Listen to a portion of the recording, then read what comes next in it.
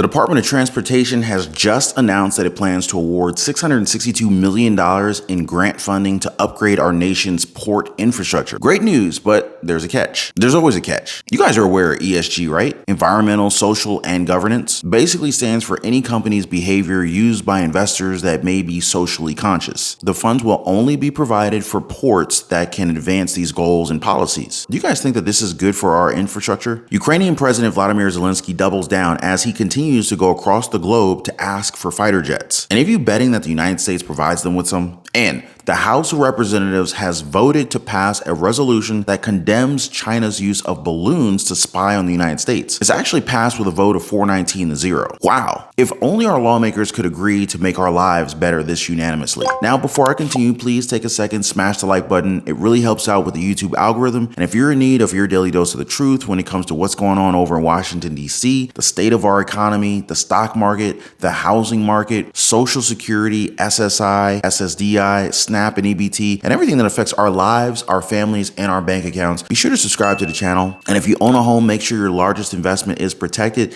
Get your free home warranty quote. There's a link in the description down below of this video. All right, guys, let's go and get to it. Democrats, they are not happy with President Biden and Vice President Kamala Harris's approach to the border crisis. It's gotten to a point where there's 77 Democrats that have sent a letter to the president to criticize him of the inaction that they are currently seeing. At a press conference, Senator Bob Menendez, one of the lawmakers who signed the letter, said this, quote, "We recognize that the United States is experiencing a difficult migration challenge at the southern border, but as elected officials, we are duty-bound to propose legal solutions, one that protects asylum seekers while also securing the safe removal of migrants who have no legal claim to stay in the United States," end quote. Now, the president talked about how this can be solved if both Republicans and Democrats can work together. And let's also come together on immigration.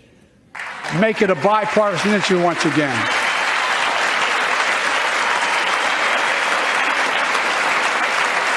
We now have a record number of personnel working to secure the border, arresting 8,000 human smugglers, seizing over 23,000 pounds of fentanyl in just the last several months.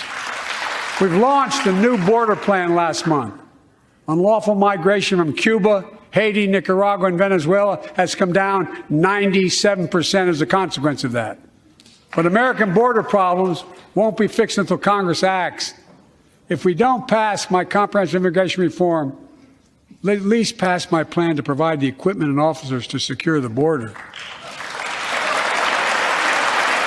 What do you guys make of that? And while they may be divided on many issues, the House of Representatives do agree on one thing. China was indeed spying on the United States, passing 419 votes to 0. A measure was passed to condemn the actions of the Chinese government and their suspected use of a spy balloon. Republican Representative Michael McCaul, he introduced it and said that, quote, "The nation watched in shock as a Chinese surveillance balloon traversed much of the United States, including sensitive American military sites. We wanted it to be America against China, not internal fighting, because China would see that as a moment of weakness, that we're divided on party lines. And we didn't want to project that. We want to project that we're unified with one voice against China. And a 419 vote demonstrates that," end quote. The action may be necessary as the balloon was spotted hovering over Montana, home of one of our country's 3 nuclear sites silo fields. Yeah, I mean, what are the chances that the wind just accidentally blows this freaking balloon over one of our nuclear silo fields? Seriously, China? Senator Steve Daines of Montana added this, quote, "The fact that the balloon was occupying Montana airspace creates significant concern that the Malmstrom Air Force Base and the United States' intercontinental ballistic missile fields are the target of this intelligence gathering mission. It is vital to establish the flight path of this balloon, any compromised U.S. national security assets, and all telecom or IT infrastructures on the ground within the United States that this spy balloon was utilizing," end quote. China, on their end, they continue to ask for their balloon back while saying that it doesn't belong to the United States. Do you guys think that they're being reasonable with this request? And what balloon? That thing got blown out of the sky.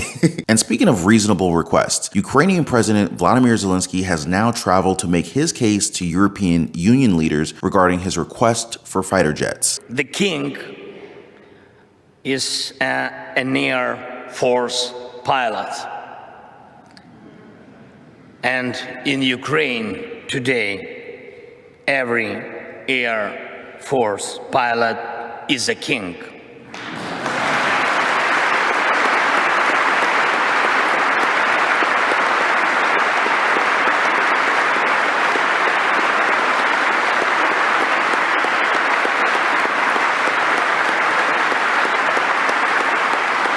For us, just for us, for our families.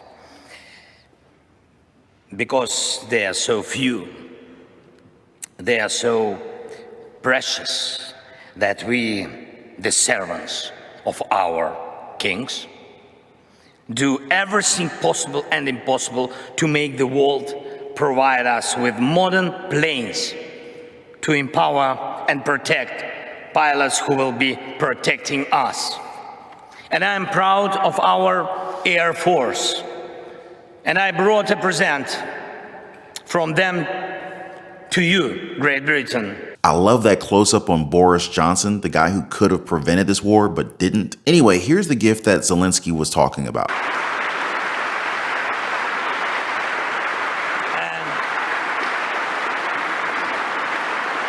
It's a helmet, and it's symbolic since written on it are the words, quote, "We have freedom. Give us wings to protect it," end quote. You gotta hand it to Zelensky. They sure have a flair for the theatrics, right? Anyway, Zelensky also mentioned that Ukraine will be a member of the European Union and that they were defending themselves against the biggest anti-European force of the modern world. Some leaders have already shown willingness to provide jets, but have yet to commit any to the war. Zelensky continues his goal to ask for more weapons, more money, and as it seems, he is succeeding. The same cannot be said for the advancement of our ports, as Transportation Secretary Pete Buttigieg is holding off on providing the $662 million of budget unless it advances ESG. So wait, they have the budget, but they're holding it hostage unless they abide to climate change, sustainability, and equity? You gotta wonder how these things are related to our supply chain and the moving of goods in our country. But what do you guys think? And in some worrying news, Senator John Fetterman was recently hospitalized as it was reported that he felt lightheaded during a Senate retreat. Who knows what's going on in those Senate retreats? Probably tossing bottles back left and right. That would be my guess. Fetterman suffered from a stroke last year, and although it did not impede his win, many called into question his health if he did take office. His wife did share an update on the senator and tweeted that this was not in connection to his prior stroke, nor is it another attack. Okay, hopefully he's doing all right. Former President Donald Trump continues to pour fuel into the fire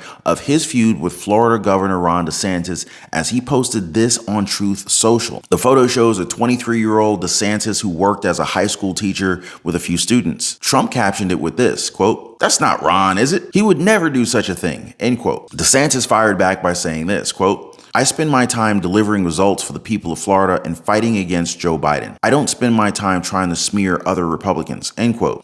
I guess he took the high road on that one. That will be 1 point for you, sir. But what are your thoughts on this? And do you think that DeSantis will actually be a contender against Trump come 2024? Now, while the future is uncertain, the same could not be said for our finances. If you want to learn how to generate multiple streams of income through side hustles and small businesses, place wise investments in the stock market or real estate, and basically just kind of get your foot back into the financial freedom door, don't hesitate to feel free to join us over in the Patreon community. And if you want to diversify your assets and not worry about the strength of the US dollar, the link in the description down below for the best way to invest in gold. Now, before I go, please take a second, drop a thumbs up for the video. Also subscribe to the channel for your daily dose of the truth.